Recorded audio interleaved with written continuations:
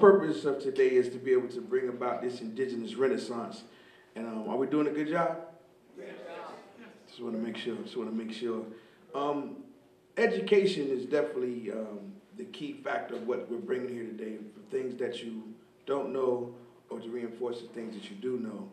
And I have a brother that I want to bring today. He's always come with us as far as the Monopoly Opera, Ramaru, and we always let him bless the room with what we call universal physics. So I'd like to introduce the Elder 360 to come up and give us a synopsis of his universal physics. And y'all give a hand to my brother.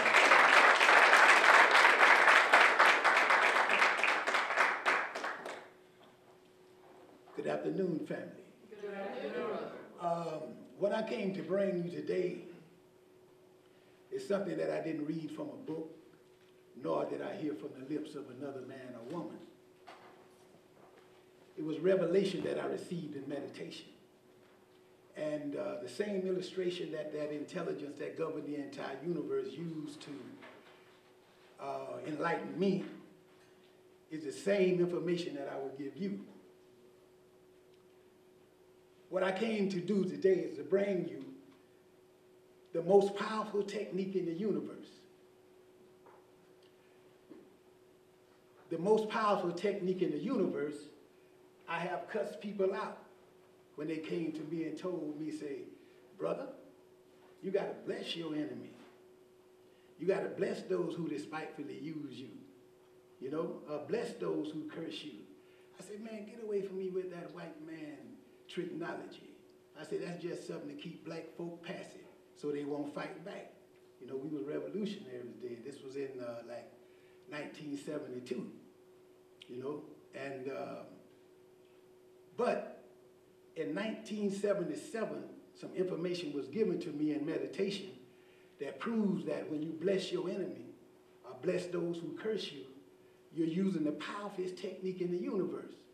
Now, here's the facts, universal facts that was given to me that actually led me to that conclusion. I would talk about three things. One, the law of repetition. This law makes everything in creation repeat the same basic patterns over and over again. The law, for every action, there's an equal and opposite reaction. This law means the same thing that I create on you at the same exact time I prepared to happen to myself. And I was talking about the willpower. This entity is the only entity that has the ability to make things manifest or materialize. This is why we have the saying, where there's a will, there's a way. Not my will be done, but thy will be done on earth as it is in heaven, or let thy will be the will of God. So I'll start off with the law of repetition first. The illustration that was brought to my mind is that intelligence that governed the entire universe brought my attention to creation. Showed me that winter, spring, summer, and fall repeat themselves every year. The earth rotates in a circle. The planets rotate around the sun in a circle. We eat and get hungry over and over again, drink water and get thirsty over and over again. Everything that grows from the ground eventually returns back to the ground. Day and night take the place of each other over and over again. We go to sleep and wake up over and over again. We give off carbon dioxide. Plants take in the carbon dioxide and convert it into oxygen. We take in the oxygen and convert it back into carbon dioxide. What goes around comes around. Everything made by man or woman, the car, the computer, the light bulb, the telephone, all the machinery, does the same basic thing over and over again. So if that intelligence that governed the entire universe told each one of us in here that we could get $1 billion if we can show one thing in the universe that does not have the same basic repetitious pattern or repetitious nature, we couldn't get one dime. Told the truth? And that's without a shadow of a doubt. So if it is impossible to find one thing in the universe that doesn't have the same basic repetitious pattern or repetitious nature, then this means that there is a law of repetition. Now, let's talk about the willpower. The action of willing for something to be, the intent for something to exist. This is what that intelligence that governed the entire universe brought my attention to. The action of willing for a creation to exist must always exist before the creation itself, every time. Before man or woman made all the things that he or she has made, they was willing for them to be. Before this mic got here, somebody was willing to make it. Before that intelligence that governed the entire universe created the sun, the moon, and the stars, the will for them to exist existed before they got their existence. So, if we told everybody on the planet that we'll give them $1 billion right now, if they could do this one thing, nobody could get one dime. Show us a creation created by any living thing that existed before that living thing willed for it to be. Nobody could get one dime. Now, let's apply this universal fact to it. Everything in the universe is an entity with a purpose that it serves. An entity is one individual form. Each one of us are entities. Each cell that make up our body is an entity. Every atom, proton, neutron, electron, or quark is one individual thing. So if we was told we'll be given $1 trillion if we can show anything in the universe that is a one individual form with the purpose that it serves, nobody could get one dime. Am I correct? So let's apply these two facts to each other. If everything is an entity with the purpose that it serves, doesn't this prove that the action of willing is a separate action and has its own purpose too? Told the truth, right? And if before anything is created, the action of willing must be used first every time, this proves that the action of willing is a separate action, has its own purpose, and its only purpose is to cause all creations created by any living thing to manifest or materialize. And this is why we have the saying, where there's a will, there's a way. Let thy will be the will of God, and not my will be done, but thy will be done on earth as it is in heaven.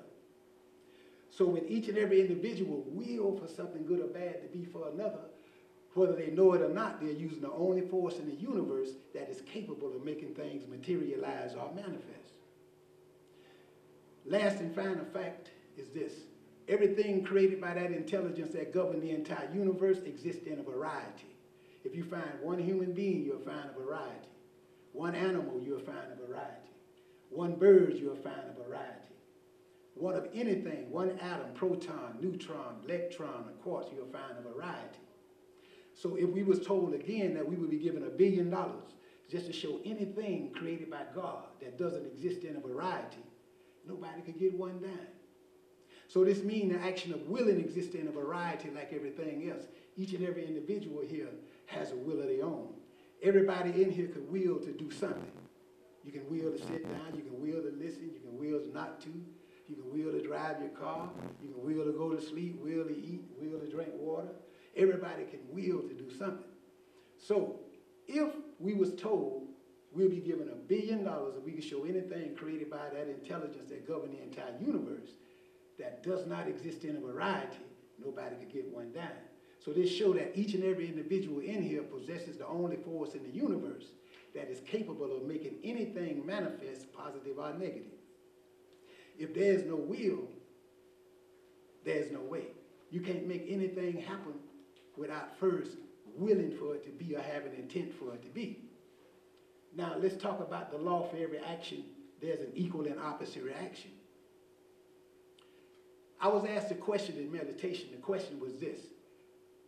At what point in time are the things created that I reap? And I thought about it. I said, if I never sown anything, I can't reap it. So for every action, there's an equal and opposite reaction, is a reality. The same thing I create on you at the same exact time, I prepared to happen to myself. So here we have three supernatural entities. The willpower, which causes all things to manifest. The law for every action, there's an equal and opposite reaction, which make it possible for us to prepare the things that we reap. And the law of repetition, which makes everything in creation repeat the same basic patterns over and over again.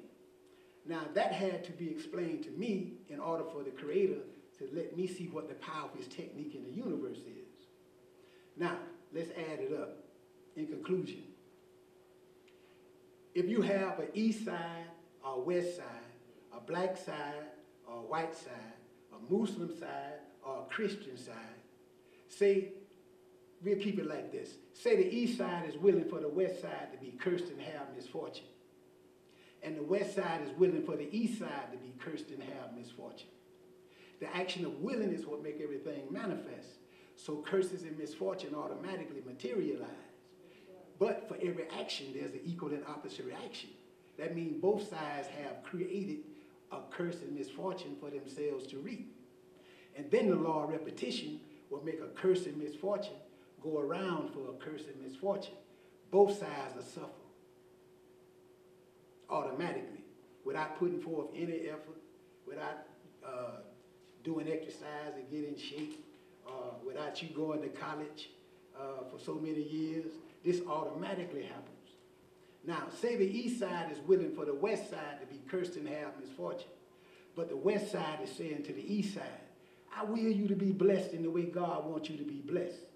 The action of willing is what makes everything manifest. So curses and misfortune materialize, and blessings and good fortune manifest. But for every action, there's an equal and opposite reaction. That means one side has created a curse and misfortune for themselves to reap, and the other side has created a blessing for themselves to reap. Then the law of repetition will make the curse go back to the curser and the blessing go back to the blessing. Now, say the east side is willing for the west side to be blessed and have good fortune, and the west side is willing for the east side to be blessed and have good fortune. Automatically what happens is that the will is what makes everything manifest, so blessings and good fortune materialize. Then for every action, there's an equal and opposite reaction. Both sides have created a blessing and good fortune for themselves to reap. And then the law of repetition will let a blessing and good fortune go around for blessing and good fortune. Both sides are prosperous. What makes this the powerful technique in the universe is this. The action of willing is what makes everything manifest. And what greater way can we use our will other than willing for someone to be blessed in the way God wants them to be blessed? You can't get any powerful than that, right? So when you bless those who curse you, you're using the powerful technique in the universe. You make everything that they're trying to put upon you automatically, supernaturally be repelled to them.